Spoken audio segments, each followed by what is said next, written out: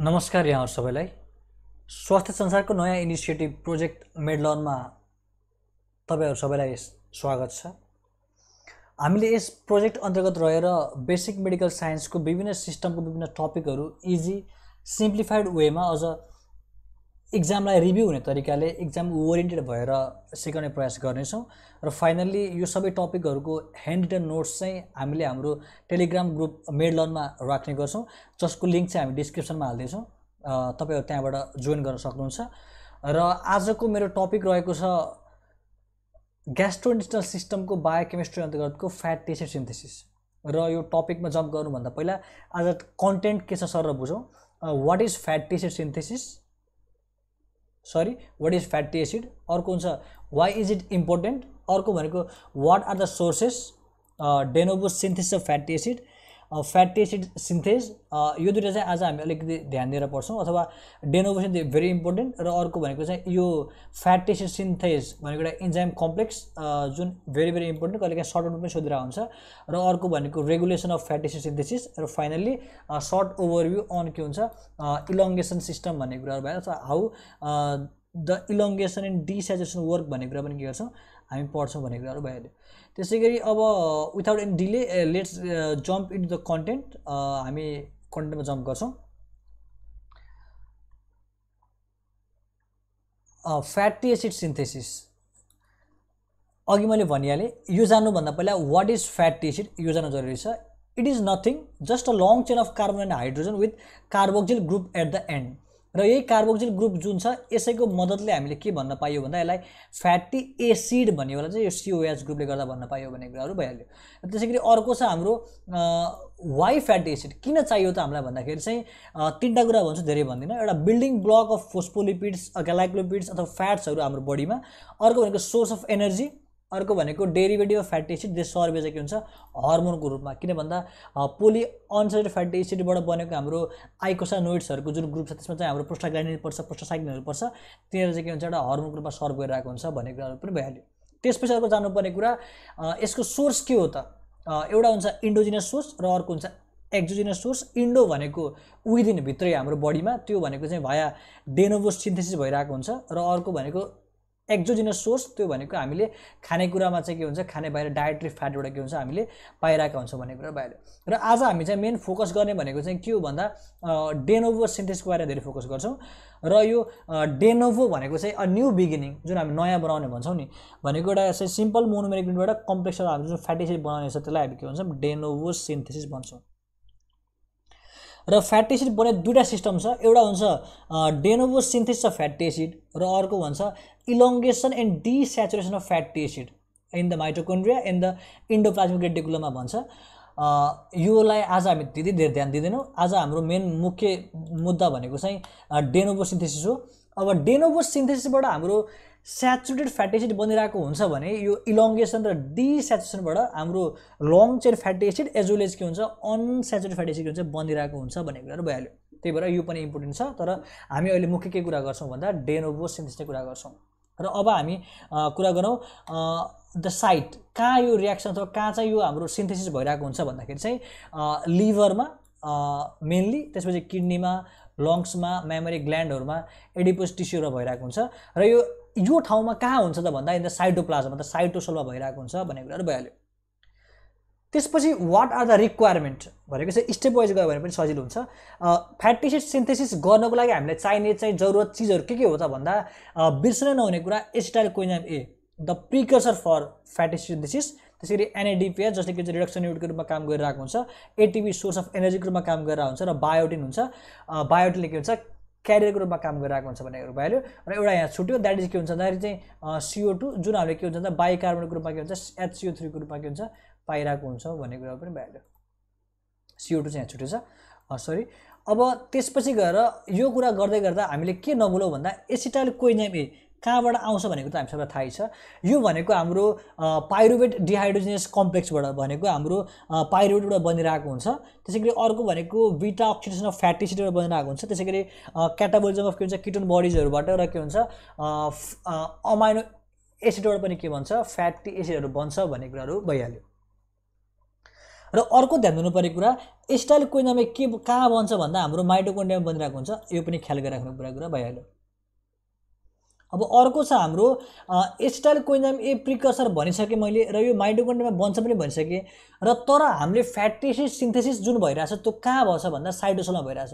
भनेपछि एउटा हामीले नर्मल एउटा लजिक के लगाउन सक्यो भन्दाखेरि हाम्रो पहिलो जुन स्टेप भनेकै के हुनसक्छ भन्दा एसिटाइल कोइन्जाइम एलाई जसोतसो माइटोकोन्ड्रियाबाट साइटोसोलमा ल्याउनु पर्छ होला भन्ने चाहिँ एउटा एज्युम्सन त हाम्रो बनिसकेको छ। हो, साँच्चै त्यही नै हो। अब हाम्रो पहिलो स्टेप नै के हुन्छ भन्दाखेरि चाहिँ माइटोकोन्ड्रियामा भएको एसिटाइल कोइन्जाइम एलाई चाहिँ साइटोसोलमा लिएर आउने चाहिँ हाम्रो फर्स्ट स्टेप हो भन्ने कुरा भइहाल्यो। त्यसै अन्तर्गत के हुन्छ हाम्रो स्टेप छ transportation of acetyl coenzyme A from mitochondria into cytosol. त्यसको लागि के हुन्छ acetyl coenzyme A condense with oxaloacetate, यो प्लस हो है, यो अक्जालो एसिटेटसँग के हुन्छ यो मिल्छ र अक्जालोसँग मिलेर यसले के बनाउँछ भन्दाखेरि सिट्रेट बनाउँछ by the help of enzyme citrate synthase. Citrate सिन्थेजको मद्दतले के बनाउँछ सिट्रेट बन्छ र सिट्रेट के हुन्छ साइटोसोलमा आउँछ।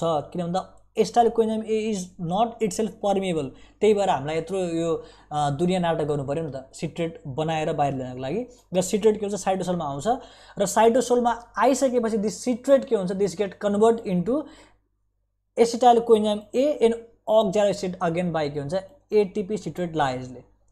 जसरी हामीले के हुन्छ सुरुवातीमा अक्जालो एसिड र एसिटाइल कोइन्जाइम मिलाएर सिट्रेट बनाएर बाहिर निकालेको थियौँ, अब यसलाई फेरि के हुन्छ भन्दाखेरि सिट्रेट गेट्स कन्भर्टेड इन्टु के हुन्छ साइटोसोलमा आइसकेपछि back into acetyl coenzyme A र oxaloacetate by the help of enzyme ATP citrate lyase. भनेपछि सर्प पनि मर्यो लौरो पनि भाँचिएन। जुन हिसाबमा हामीलाई चाहिएको थियो एसिटाइल कोइन्जाइम ए माइटोकोन्ड्रियाबाट साइटोसोलमा हामीले त्यही हिसाबमा ल्यायो, थोरै मेहनत गर्नु पर्यो। अब हामी कुरा गर्छौँ एसिटाइल कोइन्जाइम एलाई बाहिर ल्याएर मात्र पनि भएन, यसको अर्को हुन्छ एक्टिभेसन अफ एसिटाइल कोइन्जाइम ए, अथवा यसलाई हामी के भन्न सक्छौँ भन्दा फर्मेसन अफ के हुन्छ म्यालोनिल कोइन्जाइम ए भन्छौँ। र यो जुन हाम्रो प्रोसेस छ अब हुने प्रोसेस चाहिँ it is a rate limiting process अथवा एकदम रेगुलेटरी स्टेप हो भन्ने कुरा भइहाल्यो।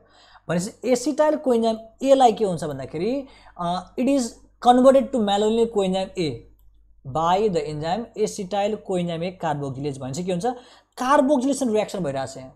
भनेपछि हामीले के भन्छ CO2 एड गरिरहेको छौँ, के भनेको बाइकार्बोनेट HCO3- को फर्ममा के हुन्छ CO2 दिइरहेको हुन्छौँ। त्यो CO2 के हुन्छ एसिटाइल कोइन्जाइमसँग के हुन्छ कन्डेन्स गरेर अथवा चाहिँ मिलेर यसले के हुन्छ 2 कार्बन कम्पाउन्ड जुन हाम्रो एसिटाइल कोइन्जाइम छ यसलाई 3rd कार्बन 3 कार्बन कम्पाउन्ड के हुन्छ म्यालोनिल कोइन्जाइम एमा कन्भर्ट गरिदिन्छ भन्ने कुरा भइहाल्यो। र यो रियाक्सनलाई हामीले चाहिने के भयो भन्दाखेरि ABC नबिर्सिनु, कार्बोक्सिलेसन रियाक्सनमा ABC नबिर्सिनु होला। A for ATP, B for biotin र C फर CO2 र कार्बोक्सिलेज त इन्जाइम भइहाल्यो। र CO2 के को फर्ममा आइरहेको हुन्छ बाई के हुन्छ HCO3- को फर्ममा के हुन्छ CO2 पाइरहेको हुन्छ भन्ने कुरा भइहाल्यो। र यो बायोटिन डिपेन्डेन्ट कार्बोक्सिलेसन पनि हुन्छ र इन्डिपेन्डेन्ट पनि हुन्छ। र अहिले हामीले कुरा गरेको हुन्छ it is a biotin dependent carboxylation reaction भन्छ। भनेपछि हाम्रो रेट लिमिटिङ स्टेप यही नै भयो। र रेट लिमिटिङ इन्जाइम चाहिँ हाम्रो के भयो भन्दाखेरि चाहिँ रेट लिमिटिङ इन्जाइम चाहिँ acetyl coenzyme carboxylase is a rate limiting enzyme भनेको यही एउटा इन्जाइमले के हुन्छ होल प्रोसेसलाई के हुन्छ रेगुलेट गर्ने भयो। भनेपछि भेरी इम्पोर्टेन्ट भन्ने कुरा भइहाल्यो। अब हामी मुभ गर्छौँ, यो त भयो हाम्रो प्रिकर्सरलाई कसरी चाहिँ एउटा तवर मिलाउने अथवा कसरी चाहिँ ट्र्याकमा ल्याउने काम भयो। अब हाम्रो आउँछ पाथवे प्रपर, र त्यो जानुभन्दा पहिला हामीले के जानुपर्छ भन्दा अघि मैले टेबल अफ कन्टेन्टमा भने जस्तै फ्याटी एसिड सिन्थेजको बारेमा भेरी इम्पोर्टेन्ट इन्जाइम कम्प्लेक्स। यो कहिलेकाहीँ सर्टमा पनि सोधिरहेको हुन्छ। It is a multi functional enzyme, यो एउटा मात्र होइन यसको धेरै फङ्सन हुन्छ र it is a multi enzyme complex. ठिक छ, यसलाई किन multi functional enzyme multi enzyme complex किन भनियो भन्दाखेरि चाहिँ एउटै पोलिपेप्टाइड चेनमा, ठिक छ, एउटै पोलिपेप्टाइड चेनमा भेराइटी अफ इन्जाइमेटिक फङ्सन के त्यो गर्न सक्ने भएको भएर यसलाई के भन्यो भन्दाखेरि चाहिँ हामीले मल्टी फङ्सनल इन्जाइम भनियो भने चाहिँ the fatty acid synthase is a best example of के हुन्छ भन्दाखेरि हाम्रो मल्टी इन्जाइम कम्प्लेक्स अथवा चाहिँ मल्टी फङ्सनल इन्जाइमको एउटा बेस्ट इक्जाम्पल के हो त फ्याटी एसिड सिन्थेज नै हो। र यसको सर र हामीले यसको एउटा स्ट्रक्चर पनि हेरौँ, यो डाइमरको रूपमा बसिरहेको हुन्छ। It is functionally active in a dimer हामी युक्यारियोटमा, ठिक छ, एउटा भयो युनिट अर्को यो अर्को युनिट, ठिक छ, डाइमरमा भइहाल्यो। र मल्टी फङ्सनल भनिसक्यो भनेपछि it has 7 enzyme activity 1 2 3 4 5 6 7 enzyme र एउटा क्यारियर प्रोटिन के हुन्छ ACP। ठिक छ, अब हामी यसको स्ट्रक्चर हेरौँ।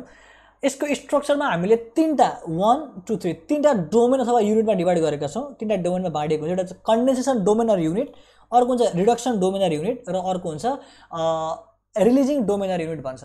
भनिसकेपछि जुन हाम्रो छ यो कन्डेन्सेसन डोमेन अर युनिट जुन छ, यहाँ भनेको चाहिँ सबस्ट्रेटहरू आएर बाइन्ड हुने भनेको यहाँ कुनै चिज आएर कन्डेन्स हुन्छ। जस्तै यो र यसलाई कसले रेगुलेट गरेर हुन्छ भन्दाखेरि चाहिँ यो तीनटा इन्जाइम जस्तै किटोएसाइल सिन्थेज, एसिटाइल ट्रान्सएसाइलेज अनि म्यालोनिन ट्रान्सएसाइलले के हुन्छ कन्डेन्सेसन के हुन्छ फेभर गरिरहेको हुन्छ, त रेगुलेट गरिरहेको हुन्छ भन्ने कुराहरू भइहाल्यो। त्यसैगरी अर्को डोमेन छ रिडक्सन डोमेन, जहाँ के हुन्छ रिडक्सन, डिहाइड्रेसन र के हुन्छ रिडक्सन साइमल्टेनियसली के हुन्छ भइरहेको हुन्छ।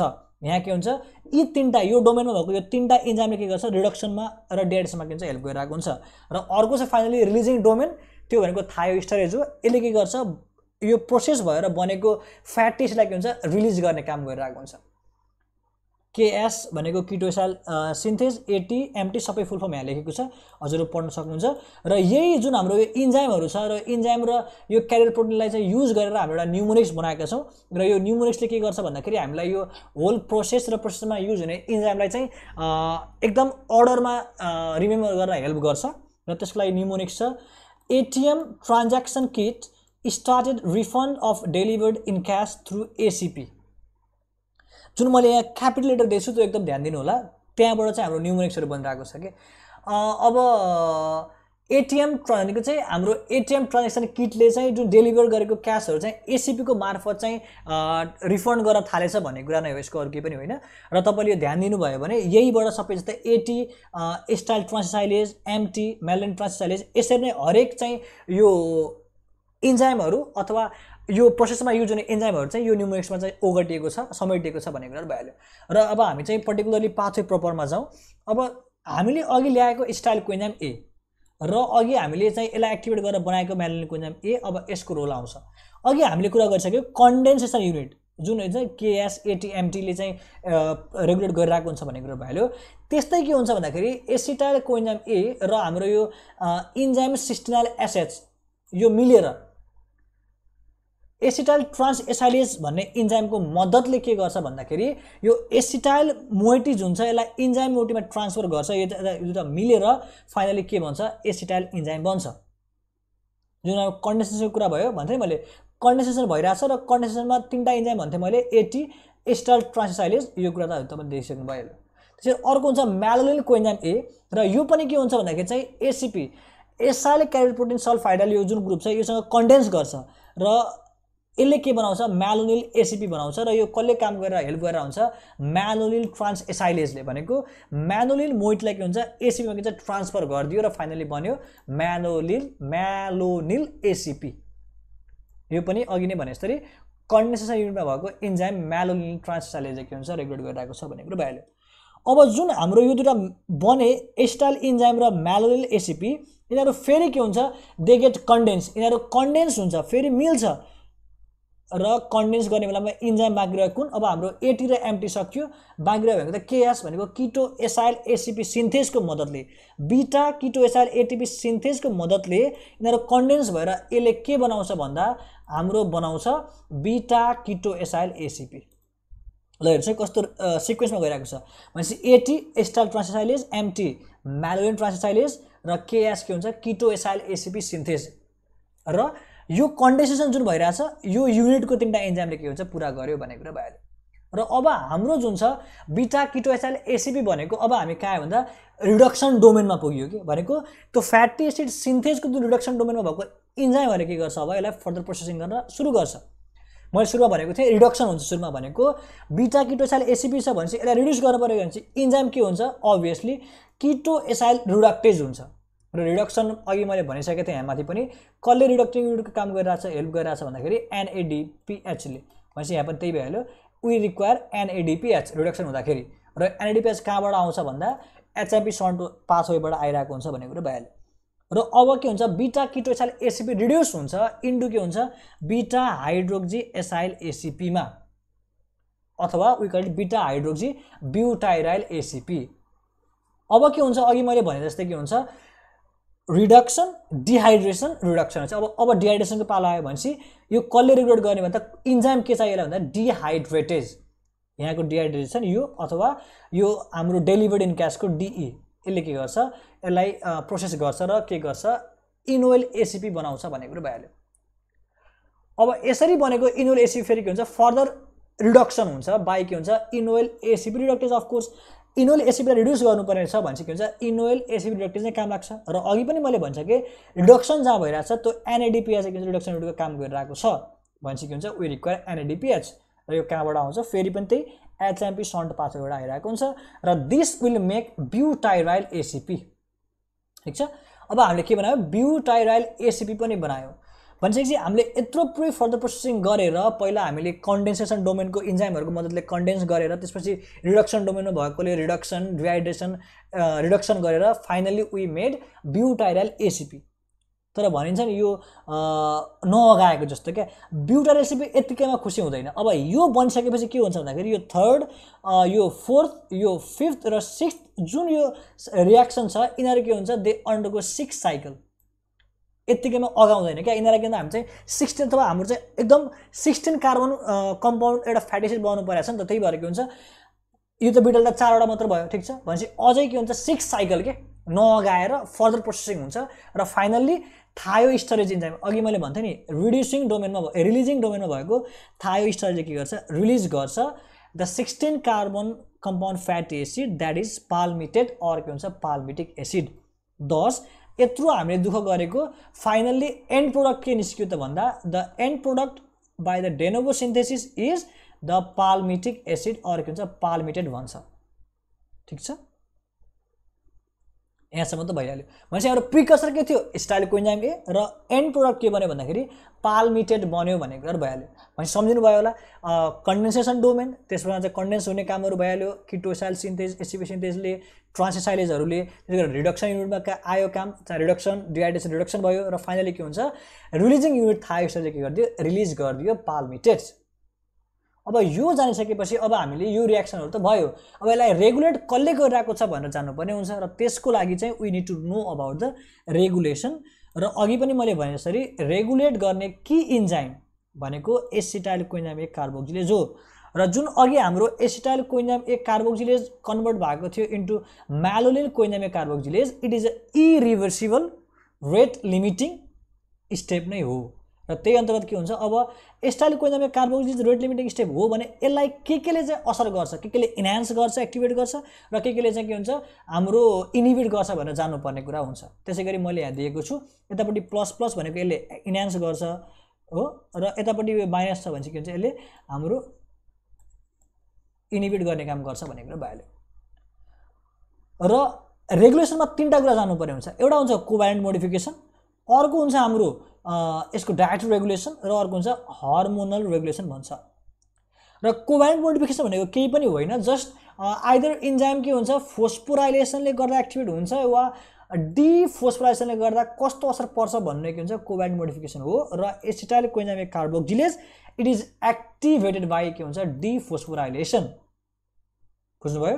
र अब फेरि के हुन्छ, अब हामी चाहिँ कोभ्यालेन्ट मोडिफिकेसन सकियो, अब हाम्रो आउँछ हर्मोनल, इन्सुलिन र थाइरोक्सिन दे के हुन्छ, यिनीहरूले एक्टिभेट गर्छ डिफोस्फोराइलेसन, दस इन्हान्स द एक्टिभिटी। भनेको एसिटाइल कोइन्जाइम ए कार्बोक्सिलेज के हुन्छ भन्दाखेरि यसले एक्टिभेटको रूपमा काम गर्ने भयो भनेपछि फ्याटी एसिड सिन्थेसिस के गर्ने भयो, यसले प्रमोट गर्ने भयो इन्सुलिनले र के हुन्छ थाइरोक्सिनले। त्यसै गरी यसको कन्ट्रास्टमा के हुन्छ, ग्लुकागोन र ग्लुकोकर्टिकोइडले के गर्ने भयो, यसलाई इनहिबिट गर्ने भयो भन्ने कुराहरू भइहाल्यो। त्यसै गरी अर्को हाम्रो आउँछ citrate. Citrate allosterically activate the acetyl coenzyme A carboxylase, thus the fatty acid synthesis।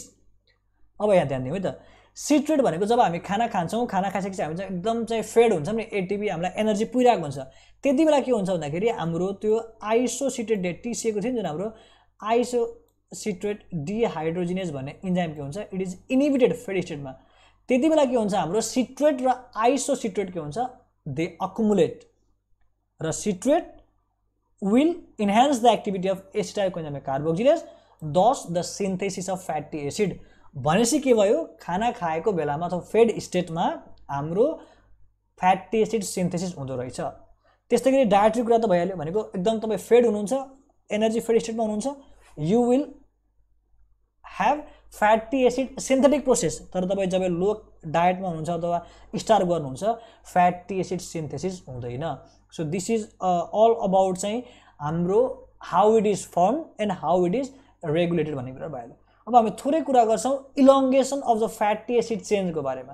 भनेपछि हामीले 16 कार्बन कम्पाउन्ड त बनायौँ, तर यतिमै त हामी रोकिनु त भएन नि त। फर्दर अझै बनाउनु छ भने वी हेभ टु अन्डरगो इलोङ्गेसन, र त्यसको लागि वी हेभ इलोङ्गेट सिस्टम भन्छ। एउटा हुन्छ माइटोकोन्ड्रियल चेन इलोङ्गेसन सिस्टम जुन माइटोकोन्ड्रियामा हुन्छ, अर्को हुन्छ माइक्रोजोमल चेन इलोङ्गेसन सिस्टम जुन कहाँ हुन्छ इन्डोप्लाज्मिक रेटिकुलममा हुन्छ। र यो दुईटा मध्येमा सबैभन्दा डोमिनेन्ट कुन हो त भन्दाखेरि माइक्रोजोमल चेन इलोङ्गेसन पार्ट हो, अथवा यो चाहिँ के हुन्छ डोमिनेन्ट र इम्पोर्टेन्ट हो भन्ने कुराहरू भइहाल्यो। र यो इलोङ्गेजमा के हुन्छ सक्सेसिभ 2 कार्बनहरू के हुन्छ एड हुँदै गइरहेको हुन्छ भाया इन्जाइम के हुन्छ इलोङ्गेज भन्ने कुराहरू भइहाल्यो। भनिसकेपछि हामीले जुन डेनोभोबाट बनेको जुन स्याचुरेटेड फ्याटी एसिड थियो त्यसलाई इलोङ्गेट गर्ने काम कसले गर्यो त भन्दाखेरि इलोङ्गेट सिस्टमले अझै हामीले के बनायो त long chain saturated fatty acid बनायो।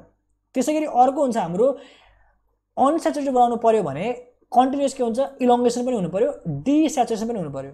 भनेको डिस्याचुरेज भन्ने इन्जाइमहरूको मद्दतले के हुन्छ हामीले इलोङ्गेट डिस्याचुरेट गरेर के हुन्छ वी विल मेक डिस्याचुरेटेड अथवा चाहिँ के भन्छ अनस्याचुरेटेड के भन्छ फ्याटी एसिडहरू के भन्छ बनाउँछौँ भन्ने कुराहरू पनि भइहाल्यो। र किन इम्पोर्टेन्ट छ अनस्याचुरेटेड भनेको पुफाहरू जुन छ लिनोलेक अल्फा लिनोलेक त्यहाँ सबै त के हो भन्दा they are unsaturated fatty acid नै हो। This is all about fatty acid synthesis. र मैले सकेसम्म सजिलो गराउने प्रयास गरेको छु। आशा गर्दछु यो भिडियो हजुरलाई हेल्पफुल नै भयो। फ्याटी एसिड सिन्थेसिसमा यति जानुभयो भने इट विल बी एकदम इनफ। र यसको ह्यान्ड रिटन नोट्स चाहिँ हामी हाम्रो टेलिग्राम पेज मेडलर्नमा अपलोड गर्ने नै छौँ। सकेसम्म छिटोभन्दा छिटो मेडलर्न टेलिग्राम ग्रुप जोइन गर्नु होला। र हजुरलाई यदि हाम्रो यो इनिसिएटिभ हाम्रो यो प्रोसेस मन परिरहेको छ र फाइदाजनक भइरहेको छ भने यसलाई सेयर गर्न नबिर्सनु होला। त्यसै गरी आफ्नो मेडिकल साथीहरूलाई पनि रिकमेन्ड गर्न पनि नबिर्सनु होला। स्वास्थ्य संसार र मेडलर्न हेर्दै गर्नु होला। धन्यवाद।